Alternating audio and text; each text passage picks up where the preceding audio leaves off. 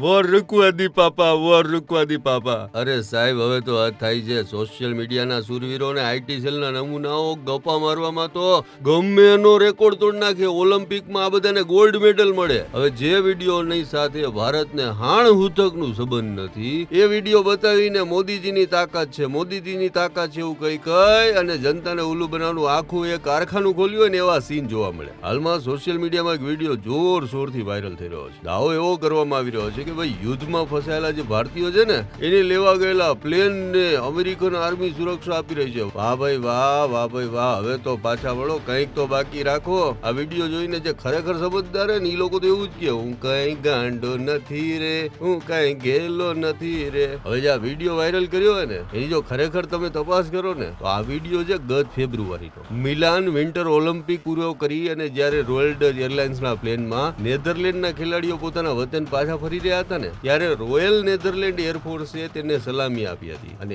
એ plane નેધરલેન્ડનું હતું. ખેલાડીઓ નેધરલેન્ડના હતા અને સુરક્ષા આપનારા વિમાનો પણ નેધરલેન્ડના જ હતા. આપણે ત્યાં પાછા ક્યાં કોઈ ધૂતરાષ્ટ્રના વંશજોની કમી છે? આ વિડીયો જોયો નથી, વિડીયો ઉપાડ્યો નથી અને સીધું લખાણ ચીપકાઈ દીધું કે જુઓ ભારતનો પાવર છે, અમેરિકા પણ ભારતને રક્ષણ આપે છે. અરે ભલા માણા, થોડુંક તપાસ તો કરો.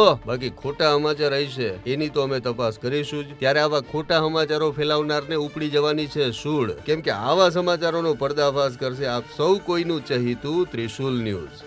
અમારી તમામ માહિતીથી અપડેટેડ રહેવા માટે જોડાયેલા રહો ત્રિશુલ ન્યૂઝ સાથે.